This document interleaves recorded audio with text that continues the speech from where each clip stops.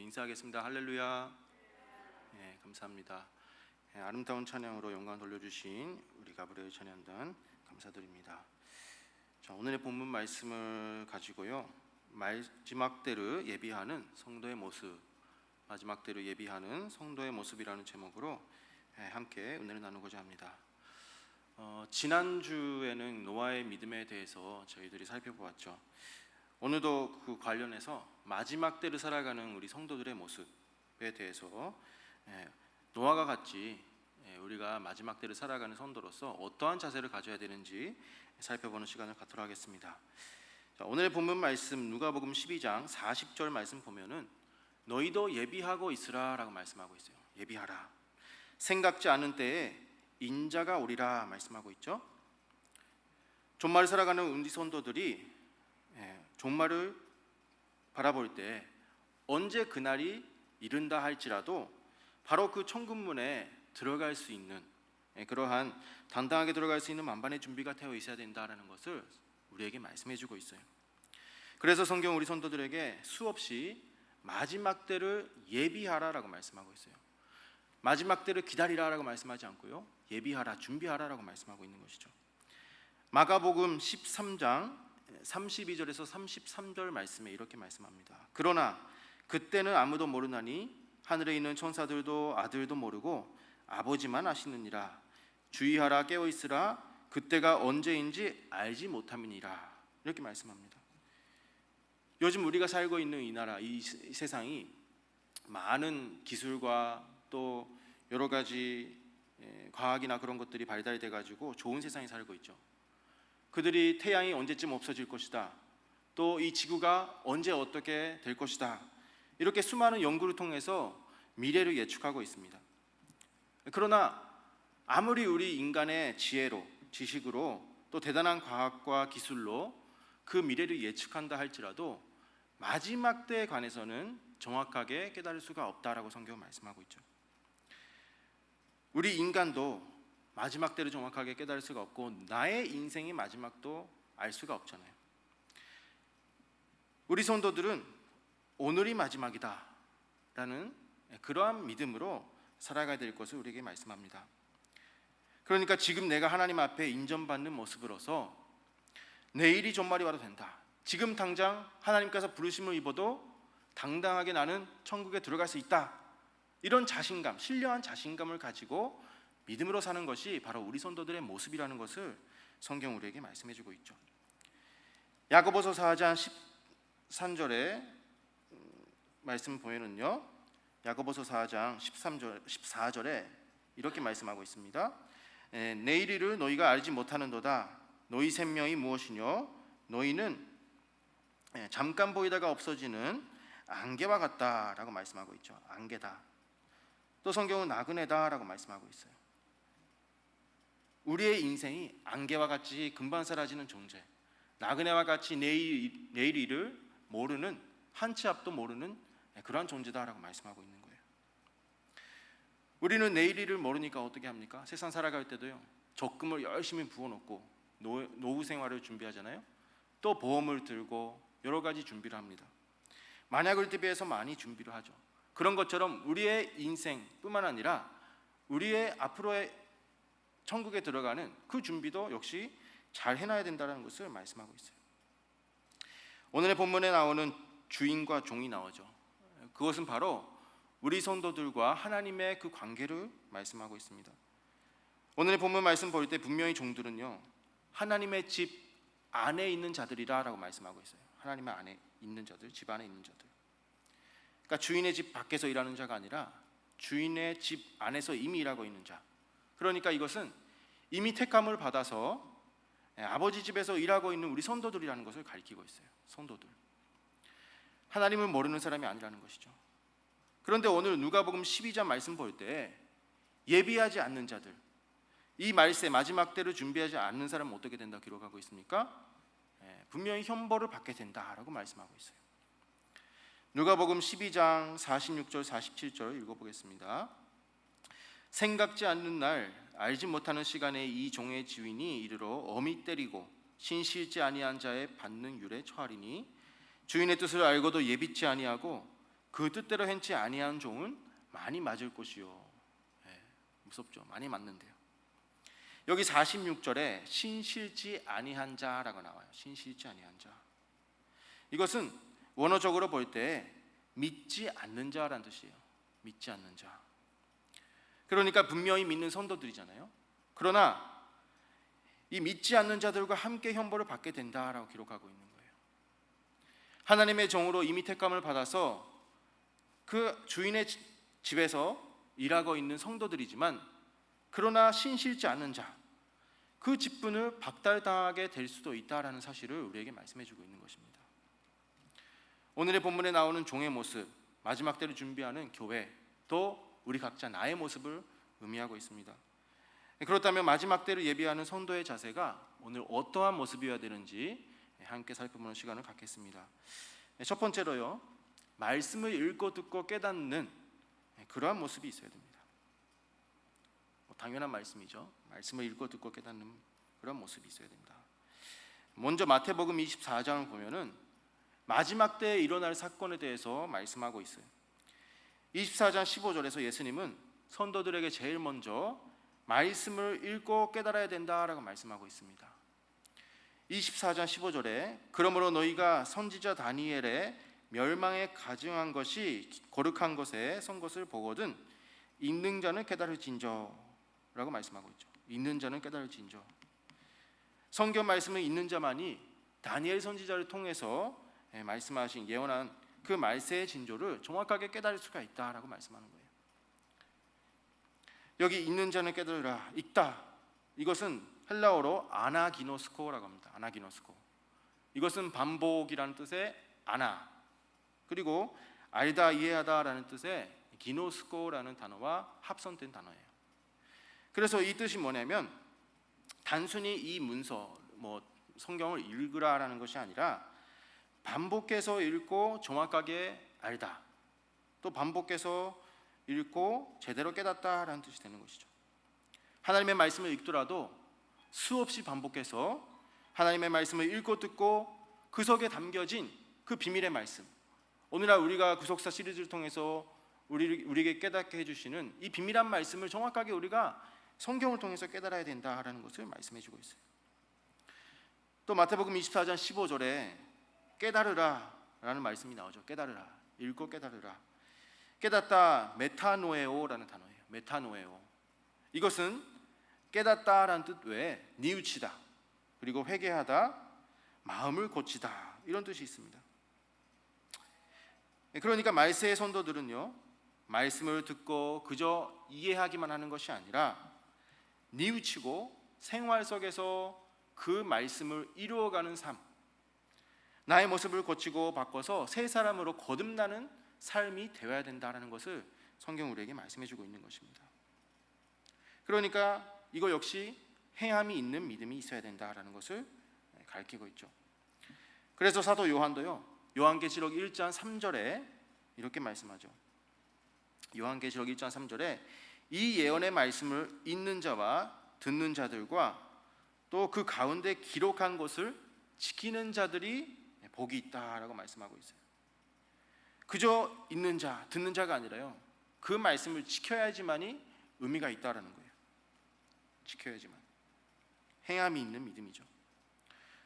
오늘의 본문에서도 주인을 기다리는 종의 자세를 설명하면서 42절에, 누가복음 12장 42절에 지혜 있고 진실한 청지기가 되라, 그런 종에게 하나님은 축복을 주신다라고 말씀하고 있어요. 또 마태복음 24장 45절에서도 말씀하고 있습니다. 역시 주인을 맞이하는 종이 지혜롭고 그리고 충성스러운 자다라고 말씀하고 있어요. 충성스러운 자. 지혜가 무엇일까요? 지혜. 바로 우리가 잘 알고 있는 하나님의 말씀이 지혜잖아요. 그리고 저와 여러분처럼 지금 하나님을 예배드리는 것처럼 경배하는 것이, 하나님을 경외하는 것이 바로 지혜입니다. 골로새서 2장 3절에 이렇게 말씀하죠. 그 안에는, 그리스도 안에죠. 그리스도 안에는 지혜와 지식의 모든 보화가 감춰져 있다라고 말씀하죠. 또 잠언서 9장 10절에 여호와를 경외하는 것이 지혜의 근본이요 거룩하신 자를 아는 것이 명철이다. 이렇게 말씀하고 있습니다.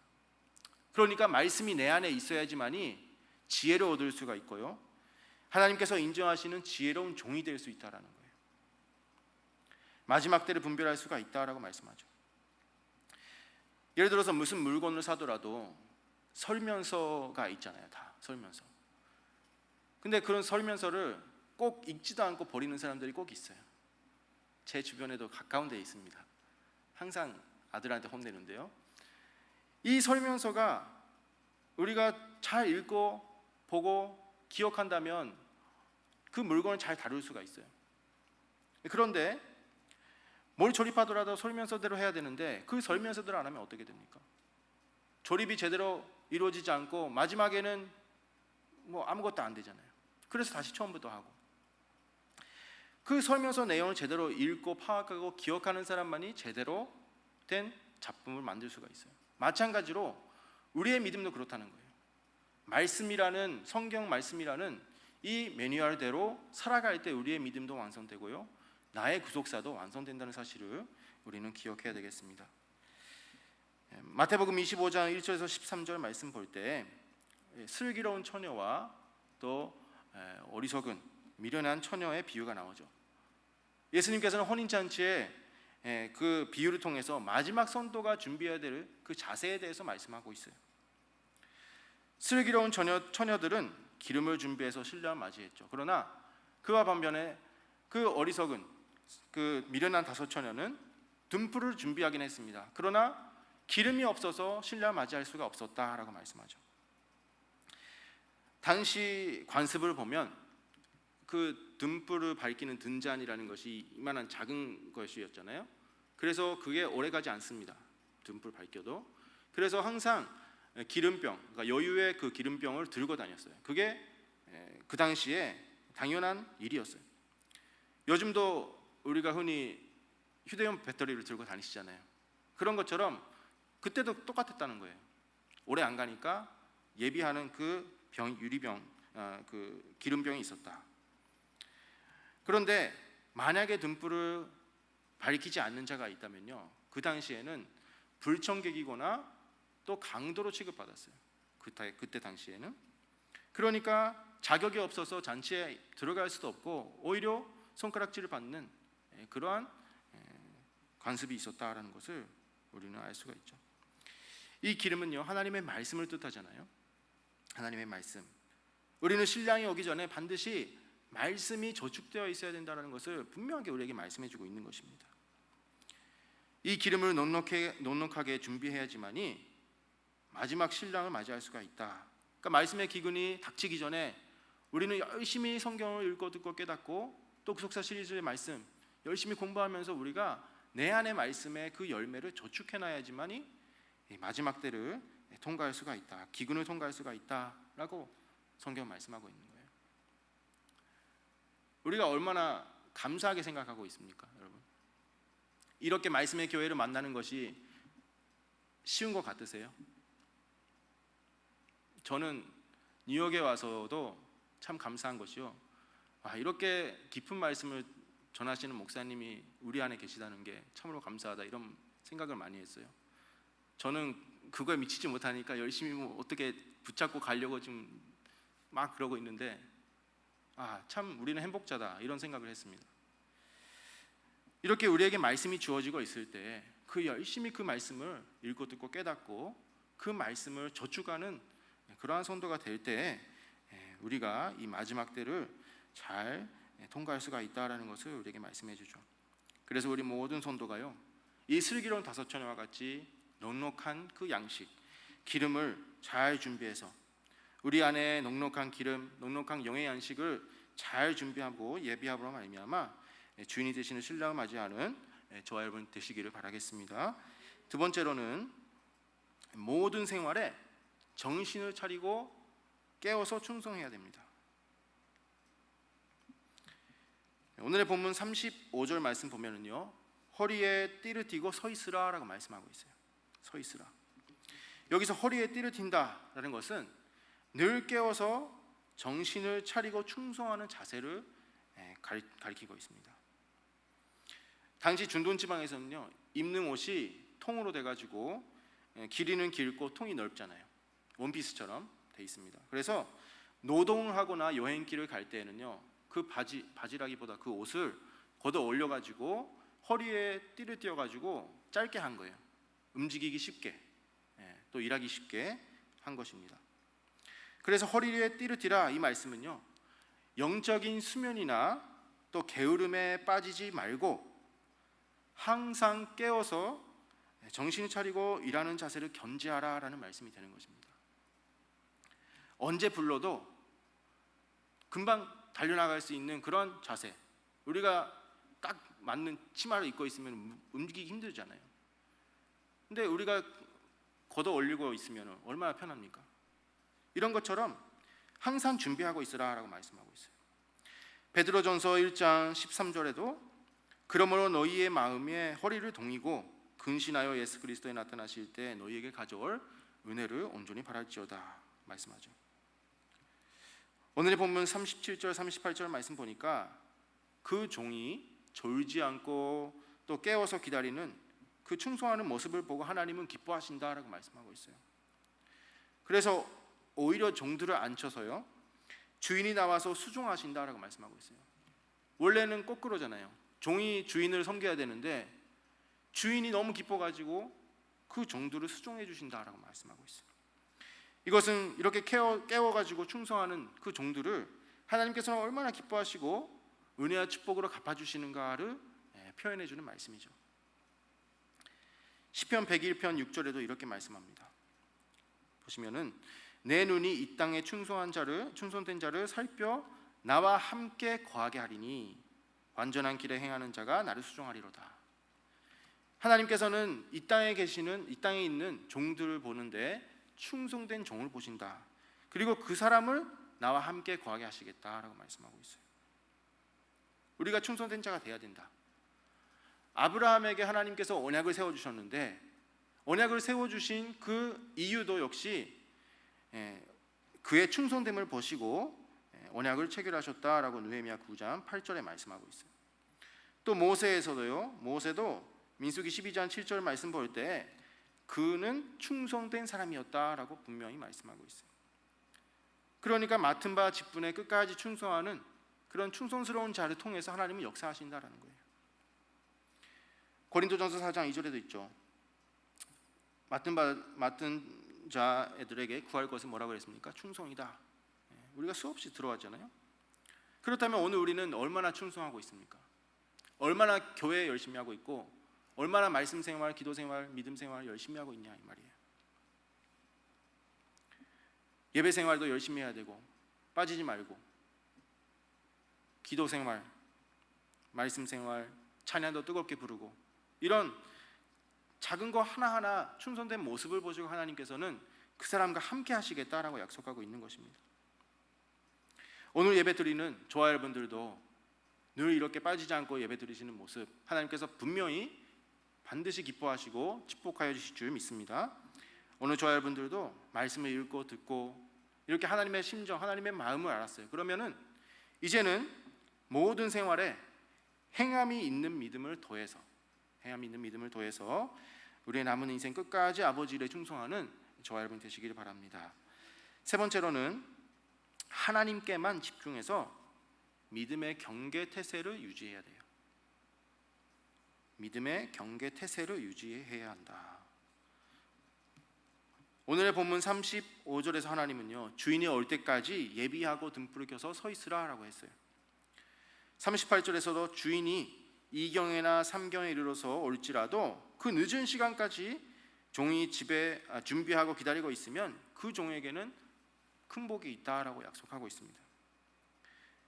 주인이 언제 올지 모르는 종들은요, 주인이 올 때까지 계속 기다려야 되는 그러한 수고를 해야 됩니다. 세상적으로 볼 때 기다리는 시간을 낭비하잖아요, 그죠?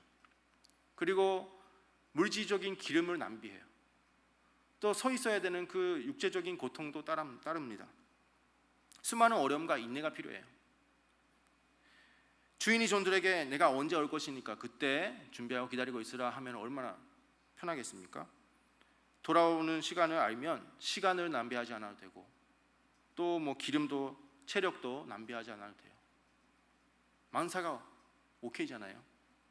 그런데 마지막 하나님을 볼 수 있는 날은 딱 언제다라고 하면 얼마나 좋은지 하나님께서는 그것을 말씀하시지 않고 그저 기다리라고 말씀하시는 거예요. 만약에 저에게 2030년 1월 1일에 마지막 때다 이렇게 말씀해 주신다면요, 저같이 믿음이 없는 사람은 그럼 2029년쯤부터 이제 준비를 시작할 것 같아요. 그런데 하나님은 우리에게 날짜를 알려주시지 않고요, 잘 예비하고 기다려야 된다, 준비하고 있으라라고 말씀하고 있다는 사실이죠.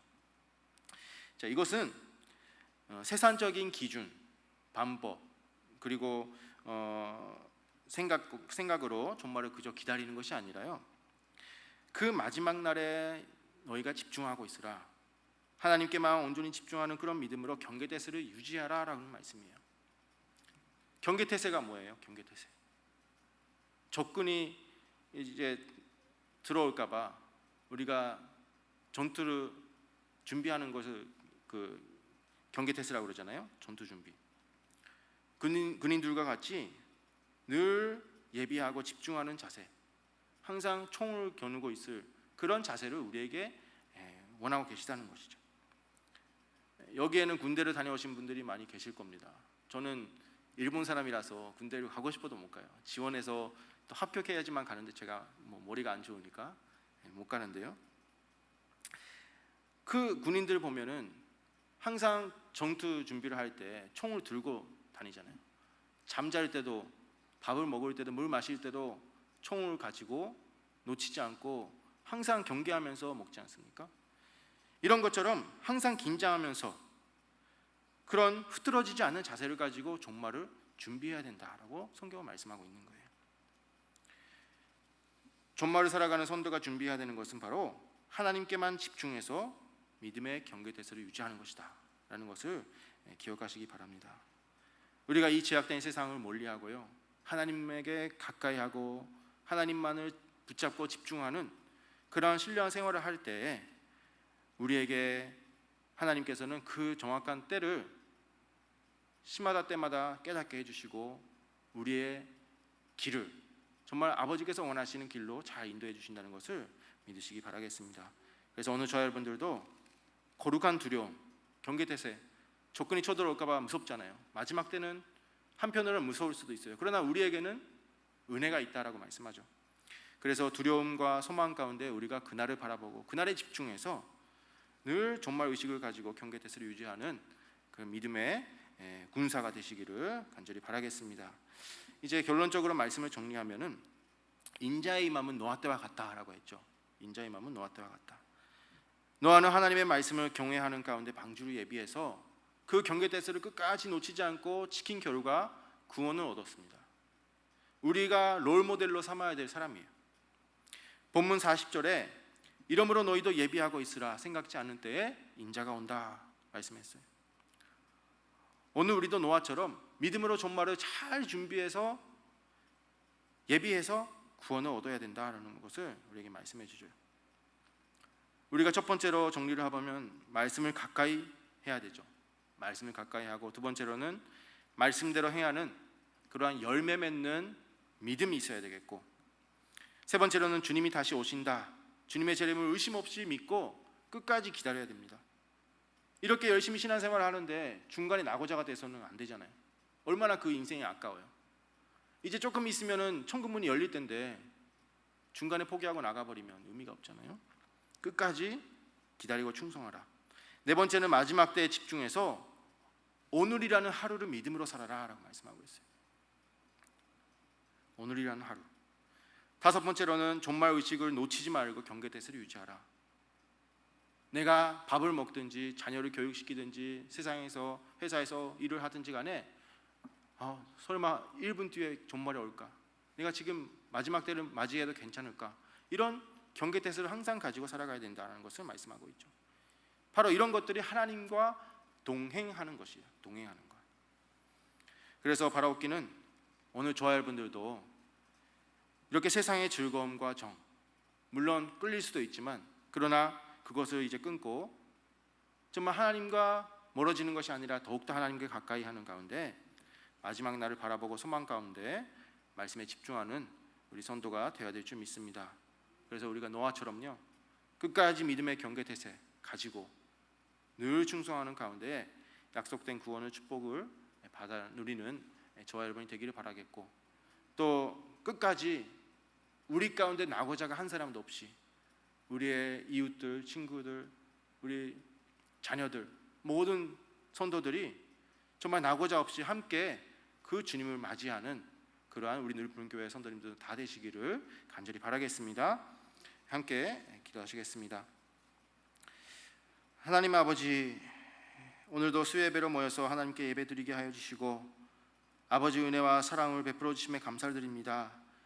오늘도 이렇게 하나님을 만나서 말씀을 통해 자신의 믿음을 다시 한번 돌아보고 마지막 때를 믿음으로 바라보며 준비할 수 있도록 또 우리에게 기회를 주시고 인도하여 주신 것 참으로 감사드립니다.